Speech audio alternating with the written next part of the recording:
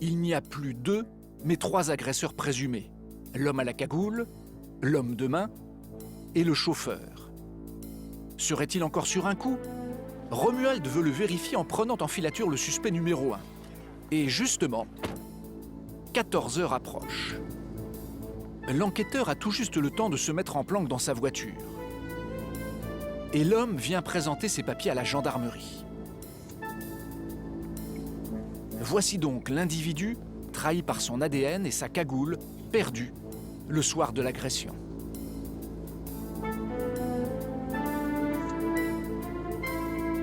Son rendez-vous dure quelques minutes et il repart aussitôt. Détail intéressant pour les gendarmes, il monte dans sa voiture côté passager. Voilà. Quelqu'un d'autre le conduit.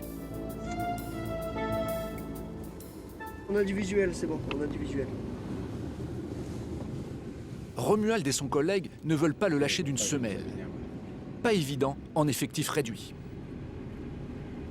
On va voir où est-ce qu'il se pose. On va essayer de laisser de la distance entre nous parce qu'on n'a qu'un seul véhicule, on n'a pas de voiture relais. La difficulté, c'est de ne pas se faire repérer. Il prend la file de gauche là-bas. De ne pas se faire repérer. Parce qu'on n'est pas trop nombreux sur le dispositif, il n'y a que nous alors. Ça limite. Hein. La première destination, un fast-food, ne leur apprend pas grand-chose. Colle. Si je coupe d'autorité, Bruno, te vexe pas, c'est parce que je suis à son cul. Hein. La seconde, en revanche, confirme une information capitale. Le suspect numéro 1 habite bien à l'adresse qui figure sur ses papiers. Là-bas, les immeubles, ils sont là-bas. Cette petite cité en périphérie de la ville. L'immeuble est là. Là, l'immeuble à droite, là. Tu vois? Le suspect vient d'y garer son véhicule. Romuald en profite pour mener une opération risquée. Le repérage des lieux. Elle est où la gosse? Là, Indispensable pour préparer une interpellation. Tu te gares à la limite vers les voitures blanches, là-bas, je vais y aller à pied.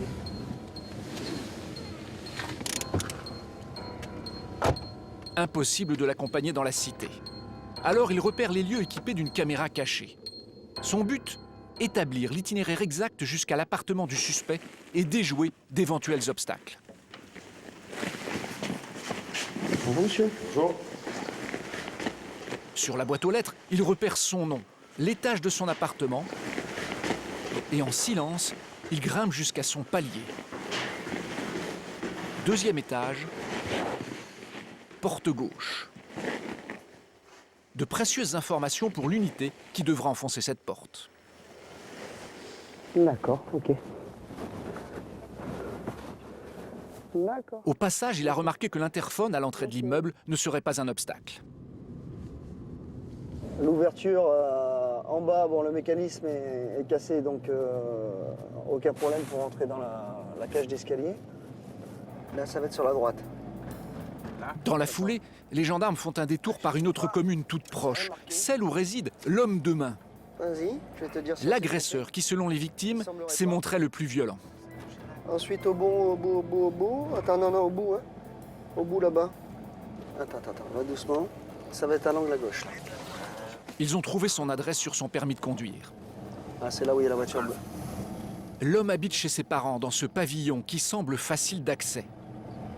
Ah bah là ça va quand même. Et l'individu est sur place, comme l'indique sa voiture, en stationnement. Il faut faire celle qui est garée là. C'est celle-là, de toute façon, c'est une Golf inclus, c'est toute neuve, c'est celle-là. Romuald et son collègue pensent tenir les trois agresseurs et un scénario crédible. Mais pour lancer les interpellations, ils doivent convaincre maintenant leur hiérarchie. Retour à la gendarmerie de Brignoles.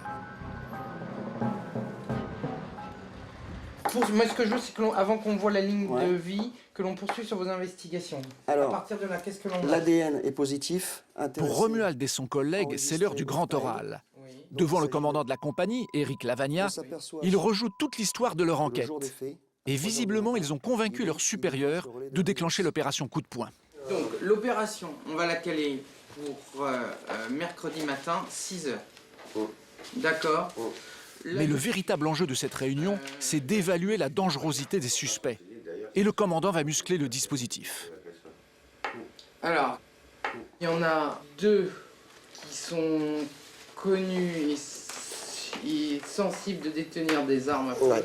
On va demander Ouais. les moyens extérieurs, donc 2 équipes de niveau peloton d'intervention, pays de G. Merci bien. Voilà. Pour les 2 principaux agresseurs potentiellement armés, la compagnie de Brignoles va faire appel à une unité de choc spécialisée dans les interventions dangereuses. Impeccable.